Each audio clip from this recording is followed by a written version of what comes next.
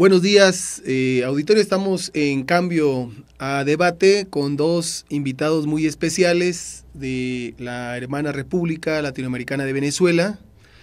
Y bueno, pues para comentar cosas que nos parecen interesantes para quienes viven de lejos un proceso inédito, como son todos los procesos que generan los pueblos, de construcción de una alternativa de vida digna para los ciudadanos y las ciudadanas de ese país. Está con nosotros por género Mirna Sojo, profesora venezolana. Muchas gracias por acompañarnos en el programa. Gracias a ti, Juan. Y José Vicente Sierra, gracias por estar con nosotros. Ellos son expedicionarios en Michoacán con maestros michoacanos. Y bueno, hoy los invitamos a este programa con la intención de que nos puedan dar algunas orientaciones, directrices en torno a lo que está pasando en Venezuela desde el punto de vista de los venezolanos, que aquí conocemos muy bien el punto de vista de los gobiernos, sobre todo neoliberales, del capital, acerca de lo que está ocurriendo, toda una propaganda mediática desde los monopolios televisivos en contra de cualquier propuesta en donde ellos sean menos, en donde no hegemonicen. Y bueno, pues entonces hoy queremos escuchar de viva voz de estos compañeros que representan también a un sector importante o forman parte de él, de la comunidad venezolana. 1999, crisis en todo el mundo, fundamentalmente en América Latina. Los gobiernos empiezan a hacer agua terriblemente y entonces Hugo Chávez gana la elección presidencial. Primer pregunta, porque todo el mundo cree que Hugo Chávez es un dictador, es un militar, por lo tanto lo asocian con ese tipo de cosas. ¿Quién es Hugo Chávez Frías? Bueno, la historia es larga, pero vamos a tratar de hacer un resumen bien interesante. Pero yo me iría un poquito más atrás para la historia, un poco contextualizar bien la historia venezolana, que es 1989. Gana un presidente supuestamente socialdemócrata que aplica fielmente todo el paquete del Fondo Monetario Internacional.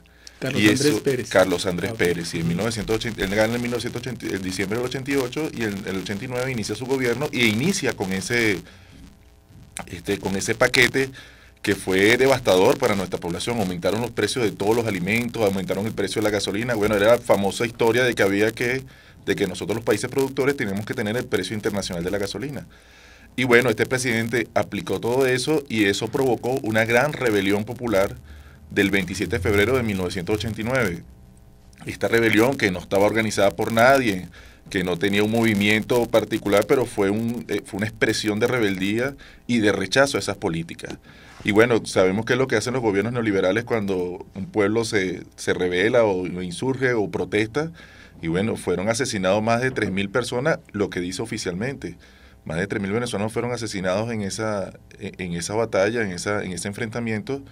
Pero eso genera un cambio, porque consolidó una conciencia de lo que era mejor para nuestra nación. Y bueno, los venezolanos desde ese momento empezamos a pensar distinto, empezamos ya a cuestionar mucho más lo que eran esos modelos económicos, y no solamente los ciudadanos civiles, sino que los militares. Había militares patriotas, militares con conciencia bolivariana, del ideario bolivariano, que tampoco veían justo que a ellos los usaran para asesinar a la población venezolana. Y entonces dentro de ellos estaba el comandante Chávez. Y eso fue creando ya, o sea, fue como el tiempo que partió la historia, y eso fue generando lo que fue una rebelión militar, donde comandó el comandante Chávez con un grupo de militares patriotas, con mucha ética, mucha moral, dentro del campo militar.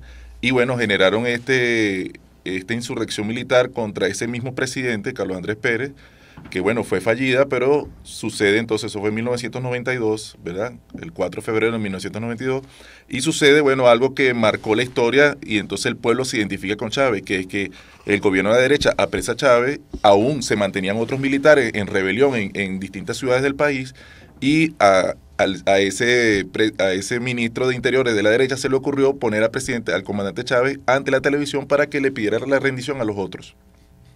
Y el comandante Chávez dice, en esa locución dice, bueno, depongamos las armas, por ahora no se han logrado nuestros objetivos. Y eso creó, lo que necesitaba nuestra rebeldía era, el líder.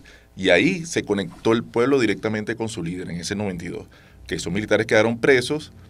Y después el presidente posterior a ellos, que precisamente que también fue presidente de derecha, su campaña, que se llamó Rafael Caldera, una de sus campañas fue, aprovechando la situación, fue que él iba a liberar a los militares. Y efectivamente creo que eso fue lo que le permitió ganar. Liberaron al comandante Chávez, pero claro, la gente lo que quería era eso. Y inmediatamente cuando liberaron al comandante Chávez, empezó lo que viene siendo entonces este trabajo político de base. El comandante Chávez desde el 94 que salió de la cárcel empezó a caminar por todo el pueblo venezolano, barrio a barrio, desde los líderes sociales, y eso es lo que ha sido esa conexión que se inició en ese momento, es lo que ha permitido 14 elecciones que han sido respaldadas por organismos internacionales como la OEA, el Centro Carter, la ONU, y donde han demostrado total transparencia de esas 14 elecciones donde hemos participado. Y hemos ganado en su mayoría todas las elecciones de la revolución, pero también ha habido gobernaciones donde la revolución no ha logrado el triunfo. Y sencillamente también se ha reconocido. Pues ahí en estos momentos tenemos 4 gobernaciones que pertenecen a la derecha. En una dictadura eso no podría suceder, empezando por ahí. La libertad con que los venezolanos expresan su opinión es... nosotros inclusive consideramos hasta exagerada, o sea, se descalifica al presidente de la República como le dé la gana a la derecha, descalificarlo hasta de loco públicamente, por televisión, y ninguna de esas personas están libres y disfrutando de todos sus derechos, de todas sus... Entonces, precisamente eso es una de las campañas, pero eso derrumba cualquier matriz en torno a lo que sería... esto de decir que el comandante Chávez es un dictador. Ahí están las elecciones, ahí está mucho material de internet que demuestra cómo nuestro país es plenamente democrático, y no solamente democracia, sino que entonces el hecho de que en 1998 planteamos una nueva constitución que habla de la democracia participativa y protagónica, otros compañeros teóricos le llaman a eso la democracia directa. No solamente el hecho de ir a votar, sino entonces tenemos ejercicio de corresponsabilidad dentro de las funciones públicas y dentro de la distribución y administración de los recursos del Estado. Ahora, fíjate una cosa, yo quiero agregar a lo que dice José Vicente, tiene que ver con se le achica al presidente el epíteto de dictador, porque ha ganado precisamente 14 elecciones. Y eso lo escuchan en otros países, o sea, es la misma matriz mediática que dice que él es un dictador porque ha repetido mucho, pero nosotros decimos, o sea, en Venezuela han habido elecciones democráticas donde la oposición ha llevado cualquier cantidad de líderes de sus partidos, y el pueblo siempre, como se ha identificado con el presidente, con su programa, porque ha sido un hombre, y tú preguntabas quién es Chávez. Chávez es un hombre que ha cumplido su palabra. En primera instancia, todo lo que él ha planteado, desde la constituyente, de la elaboración de llamar a la constituyente para elaborar la constitución, fue uno de sus planteamientos de gobierno. Entonces el pueblo ha ido siguiéndole todas sus palabras y cada una de sus palabras ha ido cumpliendo. Entonces para nosotros es muy importante un líder que tenga cara y que dé la cara, que eso fue lo que fue el por ahora que dice José Vicente, porque la gente decía, oye, qué bueno porque alguien dio la cara. O sea, él no se escondió, él asumió y dijo, no hemos logrado el objetivo, y eso permitió a la gente decir, ese es el hombre que tiene que gobernar a Venezuela. Y eso lo dejamos allí en el aire porque es una parte muy, muy íntima en que el pueblo se conecta con un líder por primera vez que da su palabra y que continúa dando su palabra. La Quinta República, la constituyente, la nueva constitución, la democracia participativa son como elementos que se contraponen con la democracia representativa como la que tenemos en este país, en la que nos quejamos siempre de quienes nos representan, pero cuando decimos que hay que profundizar, no queremos. Bueno, en Venezuela, ¿cómo es este proceso? ¿Cómo se dio? ¿Cómo participa la gente ahora en esta corresponsabilidad que tú mencionas de las actividades del gobierno? ¿Es la gente la que está haciendo en este momento la revolución, el cambio, la acción de gobierno, o todavía hay digamos, uno que no muere y otro que no nace? Este asunto, ¿hasta dónde va? Sí, acuérdate que nosotros venimos también de la representatividad, entonces ha sido muy doloroso el parto nuestro en cuanto a ir asumiendo lo que antes dejábamos a otros, ¿ves?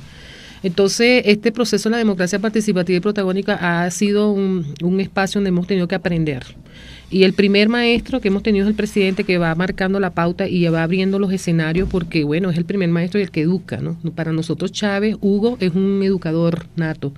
Entonces, él va dando los elementos y vamos blindando las leyes, porque no fue suficiente la Constitución. No fue suficiente la Constitución, había que concretar también en leyes, ¿verdad? Y ahorita, en el 2013, nos encuentra un proceso revolucionario donde la gente ha ido aprendiendo a desarrollar sus propios mecanismos de participación que da las leyes del poder popular, ¿verdad? Y esa democracia participativa y protagónica todavía le falta, pero vamos como asumiendo nuestra propia voz en la planificación de los asuntos públicos, ¿verdad? El gobierno lanza sus planes y sus políticas públicas, entonces el pueblo también organizado va asumiendo, ¿verdad? Todavía nos falta mucho porque todavía las escuelas, la educación, todavía la escuela sigue con la representatividad, entonces tenemos que ir abriendo los consejos estudiantiles, todos estos mecanismos democráticos que ya conocemos que se dan en algunas partes del mundo. La parte de salud, están los comités de salud, entonces, que tienen que asumir el control de lo que está pasando en ese espacio donde se le brinda salud gratuita en el pueblo. Pasa la parte también económica, tenemos que estar pendientes de los presupuestos nacionales, si llegan o no y por qué no llegan, si los alcaldes están represando porque no les interesa entregar el poder al pueblo porque pierden su estatus. O sea, es una lucha por el poder lo que se está dando ahorita en Venezuela, pero es interesante porque esa tensión nos permite recuperar lo público que había estado secuestrado en manos de la representatividad. Entonces, eso público hace que todo este mecanismo, todo este andamiaje de la estructura bonapartista, pues del Estado bonapartista, se vaya como socavando poco a poco, porque el pueblo quiere asumir su protagonismo y quiere asumir su poder.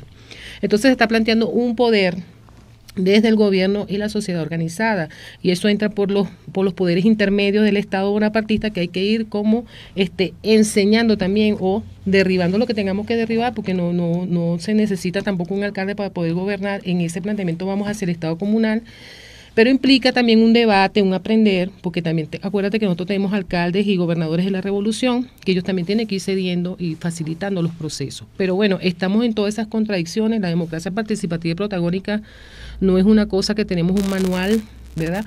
No, tampoco se decreta. Tenemos nuestras tensiones y nuestras contradicciones en ese sentido, pero ahí vamos tratando de armar nuestra revolución, ¿no? Lo que sí te puedo decir es que el pueblo venezolano es un pueblo totalmente politizado. Y cuando hablamos de politizado es que es un pueblo que está asumiendo la política en todos los ámbitos, tanto los opuestos como los del proceso. Algo importante y fundamental. La tendencia general en el mundo es privaticémoslo todo, porque el Estado no funciona para administrar los bienes públicos. Entreguémoslos a la iniciativa privada, que finalmente es entregarlos también a los monopolios. En el sentido contrario, cuando se dice socialismo, se dice socializar la producción para socializar también naturalmente la vida misma. Es ustedes hacia atrás o hacia adelante, ¿cómo diríamos? Porque bueno, todo el mundo va privatizando y ustedes dicen vamos a socializar. Entonces, bueno, yo creo que es un paso adelante, pero bueno, pues la tendencia es que vamos dejando eso. Aquí hubo un estado de bienestar que tenía un seguro social, que tenía subsidio, que garantizaba la salud a todo mundo. Teníamos, por decirlo, un programa de subsistencias populares para la gente. Teníamos igual petróleo subsidiado, hoy tenemos que pagarlo. Hoy tenemos que pagar la seguridad social. Entonces, vamos para atrás nosotros, entendemos, pero bueno, la directriz es que eso no funciona y que hay que ir para adelante, privatizando. Pero entonces ustedes socializando el mundo. A ver, ¿cómo está ese asunto? Eso es interesante, sobre todo en el marco de la correlación de fuerzas internacionales. ¿Cómo un Estado desafía una política mundial de este corte? Bueno, hay varias dimensiones con la pregunta, pero queríamos resaltar dos elementos importantes. Primero, que nuestra Constitución reconoce nosotros lo vemos como una constitución de transición, ¿verdad? Porque reconoce todos los modelos de producción, tanto privados como públicos, ¿no? Quiere decir que el sector privado también tiene su oportunidad de desarrollarse en nuestro país. Pero lo que sí creemos necesario es, en tiempos de revolución, que hay elementos o medios de producción que no pueden estar en manos del capital privado, porque precisamente un bien o un derecho humano, por ejemplo, como la alimentación, no puede estar en manos del capital, porque precisamente lo convierte en un negocio y va en detrimento del ciudadano o la ciudadana, porque bueno, sencillamente lo que buscan es ganar mucho más dinero y no generar el beneficio y el bienestar social, porque vendría siendo la máxima nuestra, ¿no? La suma de felicidad social para todos nuestros ciudadanos. Entonces, en esto de la socialización, tenemos dos bisagras, ¿no? Por un lado, la expropiación de algunas empresas privadas que han pasado a manos del Estado, controladas por el Estado, empezando por nuestra primera empresa, que quería hacer énfasis con nuestra empresa estatal, Petróleos de Venezuela. Era una empresa que iba hacia la privatización y gracias a una política seria y responsable con nuestros ciudadanos, se ha nacionalizado todo lo que, porque era como una privatización escondida, ¿no? Ellos la llamaban flexibilización de la empresa, pero en el fondo lo que estaban era privatizándola en pedacitos. Entonces, precisamente esa fue una ley que se creó una nueva ley de hidrocarburos que decía tres cositas que por esa razón, año 2000, y por esa razón fue el golpe de Estado. Esa fue una de las razones principales por la cual al presidente Chávez se le da un golpe de Estado en el 2002. Esa ley decía, 1, la empresa estatal venezolana es accionista mayoritario en todos los procesos económicos que vaya a desarrollar el país. 2, el impuesto que pagaban las empresas transnacionales, ¿verdad? O las empresas privadas, que era el de 1%, pasó a 33%. Y había otro impuesto, que no recuerdo cómo es que se llama, el de explotación, ¿no? Que era, lo teníamos, claro, eso fue los gobiernos neoliberales que pusieron estos, creo que era el de 2% y ese pasó a 50% del impuesto. Entonces te imaginas todo el recurso que claro, y que quedaba en manos del... Y otra política interesante que hizo el presidente Chávez, que bueno, con toda la modestia, creo que hicimos un gran aporte de esto, fue que en el año 2000 se hace una reunión de presidentes de la OPEP, que la OPEP estaba desarticulada precisamente por ese modelo neoliberal, y permitió que se empezara a elevar nuevamente o a lograr un precio justo del barril del petróleo, porque nosotros estábamos, bueno, tanto México como Venezuela andábamos regalando el petróleo. Claro. Y sirviéndole al gran poder transnacional a desarrollar sus naciones mientras se explotaban las nuestras. Entonces, bueno, eso es un elemento interesante que ha desarrollado nuestra empresa. Para hacer un ejemplo de esa empresa y los beneficios para los venezolanos, ya que esa empresa pertenece al Estado, el Estado decide, por ejemplo, cuál es el precio que vamos a pagar nosotros en la gasolina. Y el equivalente vendría siendo, nosotros para llenar un tanque completo de nuestro vehículo pagamos $1. ¿Por qué? Bueno, tanque de 40 litros. De 40 litros, sí. Porque precisamente... Bueno, $1 aquí cuesta 1 litro de gasolina. Para nosotros, ¿y qué significa eso? Bueno, es que los venezolanos es un recurso de todos los venezolanos, claro. Y por tal razón merecemos pagar el precio más justo y necesario para nosotros. Cualquiera podría decir, bueno, es que está perdiendo la nación. No. Es un bien que reciben los venezolanos todos. Pero además que mueve el país. Inversión social. Claro, mueve el país. Ahora, fíjate, presidente, hablando un poco del petróleo, que es lo que siempre la gente nos anda achicando, porque ustedes son un país muy rico. Bueno, sí, ahorita tenemos una riqueza social muy importante que tenemos que ser orgullo de este proceso revolucionario, ¿no? Y parte de ese asunto del petróleo, bueno, el presidente, el año pasado, hace 2 años, caímos en crisis, el petróleo fue bajando los precios, y bueno, llegó a un límite, al $50 el barril.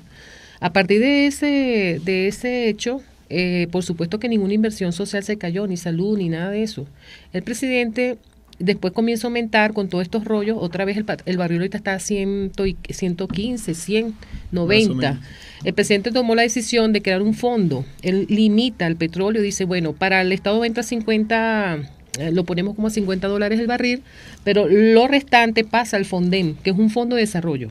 De allí el presidente saca, ¿verdad?, para las inversiones sociales, y tenemos siempre un margen, ¿ves? Entonces estamos viviendo como un tiempo de crisis. O sea, nosotros estamos trabajando realmente con un precio del petróleo en crisis. Oh, yeah. ¿Ve? De manera que si llega otra vez no nos afecte, pero él aprovecha lo que sobra para poder invertir y ahorrar también. Claro.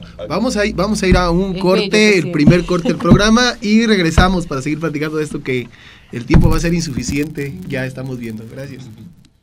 Regresamos de nueva cuenta a Cambio a Debate. Estábamos en el proceso de socialización de la economía, en este tránsito en donde todavía permanece como algo legal, normal, la propiedad privada, pero que se está generando un proceso de socialización. Vamos a ese tema de nuevo. Sí, bueno, hablamos entonces de ejemplos de una dimensión, ¿no? Que es empresas privadas, digamos, o empresas nacionales que estaban privatizándose. Quería hacer otro ejemplo, que pasan a mano del Estado. Nuestra empresa telefónica en la Cuarta República fue privatizada y nuevamente el Estado recupera el precio pero recupera la empresa, y desde que el Estado la recuperó no ha habido más aumento en las tarifas telefónicas de nuestro país. Bueno, aquí, aquí nos dijeron que estaba muy mal, que no funcionaban los teléfonos, que estaban muy caros y que había que pasarlos a la iniciativa privada. Hoy la tienen en la iniciativa privada y sigue siendo muy caro y sigue siendo también ineficaz, ¿no? No, y por supuesto, bueno, es parte de la trampa del neoliberalismo, ¿no? Decir que la ineficaz, y es que fue un proceso así, ¿no? En el estado de bienestar, ¿qué hizo en el neoliberalismo? Bueno, bajó los presupuestos de las empresas estatales, y por supuesto, esa fue la misma razón por la cual la Cuarta República privatizó nuestra empresa, por ejemplo, de la telefonía. Decía que era inoperante, ineficiente, pero hoy en día nuestra empresa telefónica es sumamente eficiente, a la altura y con precio, bueno, inclusive que no se ha aumentado desde que fue nuevamente recuperada por el Estado. Pero no solamente eso, nuestra empresa telefónica ha crecido también. Hoy en día está trabajando, nos estamos incorporando a lo que es la televisión satelital. Entonces nuestra empresa también va a ofertar un tercio de lo que cuesta la televisión satelital privada, la está ofreciendo nuestra televisora estatal. Entonces, precisamente, nuevamente abre espacios para mayor beneficio a nuestra comunidad. Pero voy con la otra bisagra, que es empresas recuperadas, pero pasan a manos del control obrero o manos de las comunidades. Entonces, empresas de producción de harina, empresas de producción de aceites, que un poco parte del saboteo que se le ha hecho a nuestra revolución ha sido entonces que algunos grandes empresarios hacen quebrar sus empresas para que denunciar, ¿no?, una crisis. Entonces, bueno, el Estado las recupera y las pone a producir, pero no solamente eso, sino que los productos que se producen en estas empresas, por el caso del aceite, el costo del aceite queda a la mitad de lo que cuesta un aceite en el mercado. Entonces, nuevamente, logramos más beneficios para nuestra población en torno a lo que es la soberanía alimentaria y, bueno, la alimentación, pues, porque precisamente el capitalismo lo más que genera es pobreza y pobreza extrema. Y en Revolución uno de los avances más significativos ha sido que hemos sacado. Venezuela tenía al orden de más del 40% de pobreza extrema, y hoy en día vamos a acercarnos ya a un dígito. O sea, todavía tenemos, porque bueno, la franja y el tiempo que tuvo el neoliberalismo en nuestro país hizo mucho daño, pero hemos avanzado muchísimo en que, bueno, nuestra población más pobre pueda hoy en día decir que come, y come bien. Hay unas empresas que tienen que ver también con el Estado comunal y todas estas empresas que pasan a mano de las comunidades, como las empresas de producción social, ¿verdad?, y de propiedad social, digamos así, que muchas empresas del Estado también las generan y después pasan a manos de las comunidades, las bloqueras, por ejemplo, ¿verdad? En Venezuela hoy hay muchas bloqueras, las empresas de producción de leche, ¿verdad?, las plantas procesadoras de leche, de sardina. O sea, se está haciendo un gran despliegue económico en el sentido de democratizar mucho más todo lo que es la socialización de la producción en manos de la gente. Y es uno de los puntos de lanza. Todavía la empresa privada en Venezuela tiene la mayor inversión. Quiero dejar claro esto, porque se puede estar pensando que pobrecitos los empresarios. No. Ellos siguen teniendo la mayor inversión. Incluso el Estado muchas veces les da el dinero para seguir produciendo. Quiero que se sepa esto. Ahora, nosotros tenemos que equilibrar esa balanza, ¿ves? Entonces, ahora en este nuevo sexenio que le toca al presidente, el reto para la revolución bolivariana es equilibrar entonces que las empresas de producción o de propiedad social vayan emergiendo mucho más, ¿verdad? Y comenzar a activar la producción desde la gente del poder popular, que es lo que se busca en el Estado comunal. Eso por ese lado. Yo quiero hacer aquí, porque quiero ir contrastando las cosas. Bueno, primero habría que decir que el Estado aquí recupera empresas en quiebra, porque también las quiebran. Quiebran los ingenios azucareros, quiebran las carreteras, que son de cuota aquí. Bueno, pues quiebran de pronto, entran en crisis, quiebran los bancos, y entonces el Estado las recupera. Nos toca a todos pagar la quiebra. Pero luego después de que son saneadas, se vuelven a entregar a la misma iniciativa privada que las quebró. Pero ahora incluso no solamente a la iniciativa privada nacional, sino que ahora es a la iniciativa privada internacional monopólica. La banca aquí está en manos de un monopolio bancario internacional. Los ingleses, los canadienses, los norteamericanos y los españoles dominan la banca en este país, por ejemplo. Pero este es el proceso. Quiebran, recuperamos, pagamos, nosotros pagamos la quiebra y luego después se les vuelve a entregar a los antiguos dueños para que lo sigan administrando y los vuelven a quebrar, volvamos otra vez a pagar la quiebra, vuelve a entregárseles de nuevo. Ese ha sido el proceso. Una perversión. Sí. En Venezuela entiendo entonces que es al revés. Se recupera la empresa quebrada, se paga obvio, yo estoy escuchando, el gobierno la administra, la deja funcionando y luego la entregan a nuevos dueños, se socializa, los dueños son comunales. Es correcto, sí, gente sencilla social, que aprende a hacer el trabajo que requiere, ¿no? Fíjate, en el caso de la banca también, un ejemplo bien interesante, ¿no? Ese mito de que el Estado no puede ser banca o no puede tener una banca, bueno, eso se ha desmontado y invito a cualquiera a que revise nuestros bancos del Estado y que vaya a Venezuela y conozca, por ejemplo, el Banco de Venezuela que fue comprado, era de capital nacional, fue comprado por el Grupo Santander y ahora es recuperado por el Estado Nacional y en 2 años, lo que pagamos, nosotros le pagamos, porque evidentemente todas estas recuperaciones se le ha pagado a todas las empresas, los bienes pues, y los activos, pero el Estado venezolano en 2 años ya recuperó el dinero, imagínate el negocio de la banca, ¿no?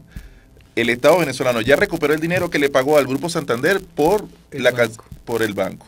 Y no solamente eso, sino entonces ha permitido ahora unos créditos que por supuesto en la banca privada no sería posible, ni impensable.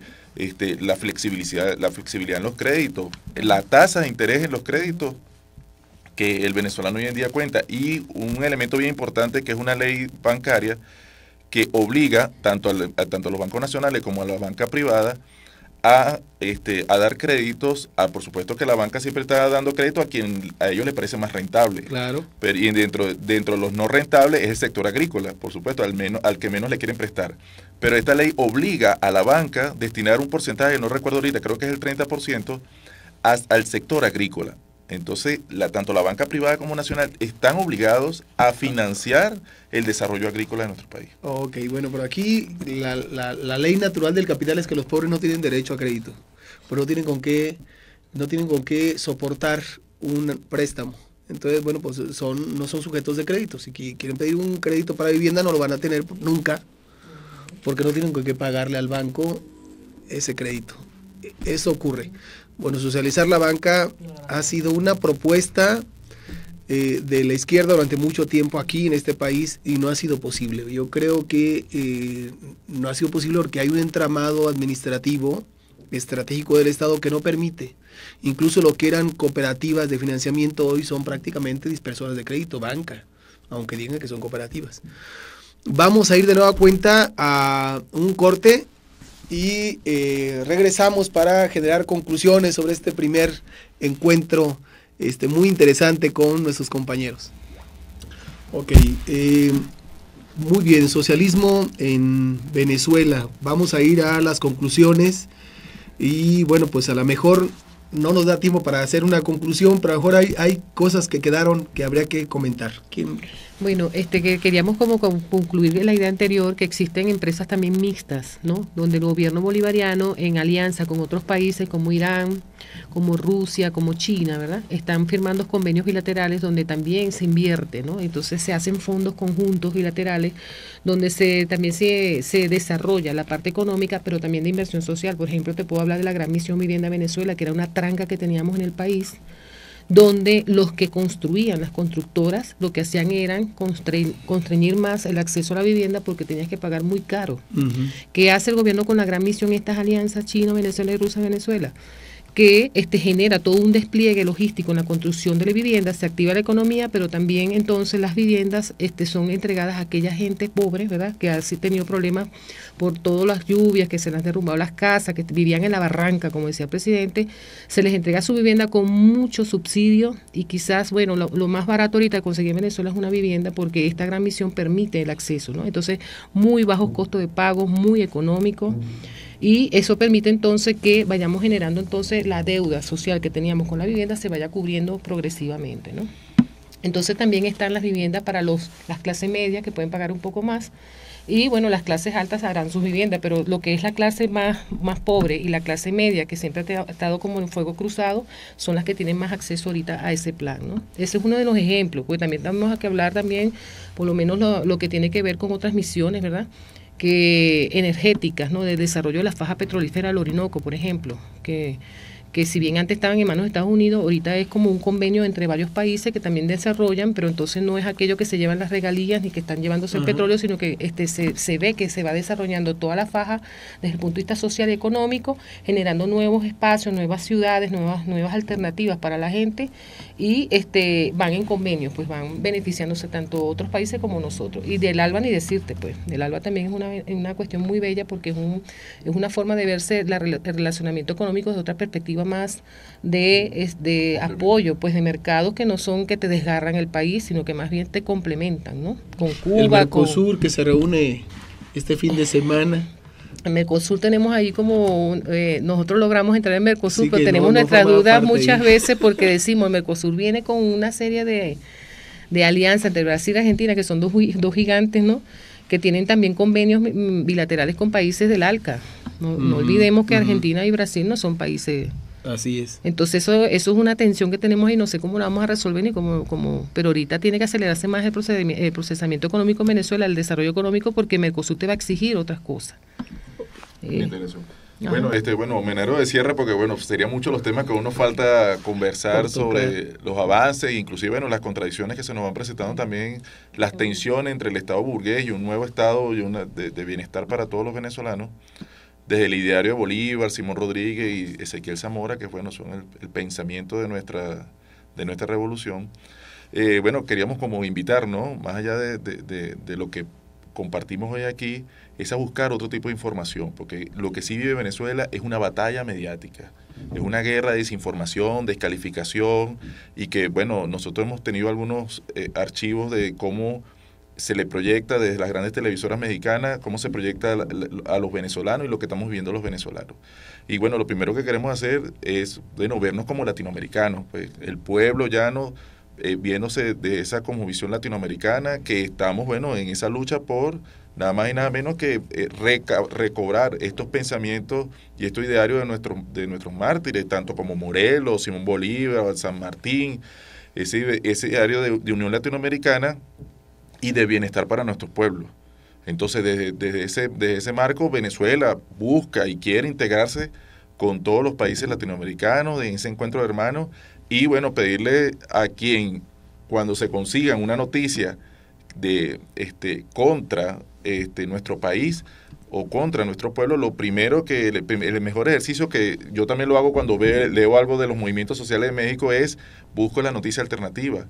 ¿Qué me dice otros medios alternativos? ¿Qué dice otro o qué dice inclusive los medios de nuestra revolución para ver, bueno, así me puedo generar un mejor criterio de lo que está sucediendo realmente en Venezuela o en cualquier parte del mundo? Recuerdo, nosotros en Venezuela no ha llegado también satanizaciones de los movimientos sociales, de la lucha estudiantil en México, de los movimientos en Oaxaca, en la APO.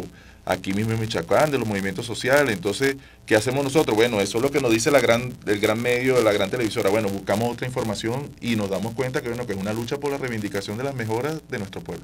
Ahora, yo podría sacar como conclusión de que cuando un país decide independizarse, ¿no? Venezuela ha logrado su independencia política y eso lo tomamos de la historia, ¿no? Como todos nosotros los países latinoamericanos tenemos que tomar de la historia toda esa gesta que nos libertó y tenemos que entonces ser dignos de ella. Entonces, cuando tú decides independizarte de los poderes, el poder hegemónico, porque el mundo está tomado por un poder hegemónico, ¿verdad? Incluso que no es visible. Tú ves los testaferros, pero tú no ves quién está atrás. Entonces nos toca entonces como que pagar el precio duro de poder entonces decir, bueno, nosotros queremos esto, queremos construir esta propia visión y eso cuesta muy caro a los gobiernos que se atreven. Y el presidente Hugo Chávez ha sido un presidente que se ha atrevido y en cierto punto lleva esa voz que históricamente los pueblos oprimidos hemos querido que un presidente diga, que le diga al imperio con todo lo que implica ser un imperio con su cara bien lavada, presidente, se lo ha dicho bien en su cara y eso nos gusta a nosotros porque eso, bueno, eso es deuda, pues. Entonces ser independiente y aspirar a la independencia tiene su precio y creo que nosotros estamos pagando un precio injusto porque este mundo no puede ser nada más de un imperio, de un mundo unipolar. Nosotros estamos hablando de un mundo multipolar, que se regule y que seamos felices y que podamos, ¿no? Y que sea un mundo para todos, un mundo mejor. Y eso tiene su precio. Muchas gracias. Creo que para adelante vamos a ver muchas cosas interesantes que naturalmente van a ir decantando lo que no solamente el pueblo venezolano está construyendo, sino lo que está construyéndose en todas partes, la resistencia que está generándose en todas partes, que sin duda habrá de abonar para lo que el pueblo venezolano está haciendo. Sin la solidaridad internacional de los pueblos no es posible que una revolución se sostenga, ni crezca, ni se consolide. Y nosotros creemos también que sin esa revolución nosotros también acá tendríamos también muchas dificultades o más de las que todavía tenemos. Entonces creo que este esfuerzo del capital es internacional, la lucha debe ser también en ese mismo ámbito de carácter internacional y habría que entenderlos todos. Y creo que en ese ámbito la batalla mediática es una batalla que hay que dar. Por eso el día de hoy abrimos las puertas de cambio a este esfuerzo y esperamos también tener toda una lista de medios para que la gente pueda saber en dónde puede informarse acerca de lo que ocurre en Venezuela desde el punto de vista de los venezolanos. Muchas gracias, les agradecemos Mirna, Vicente, que hayan estado aquí con nosotros. Un programa más de Cambio a Debate. Muchas gracias.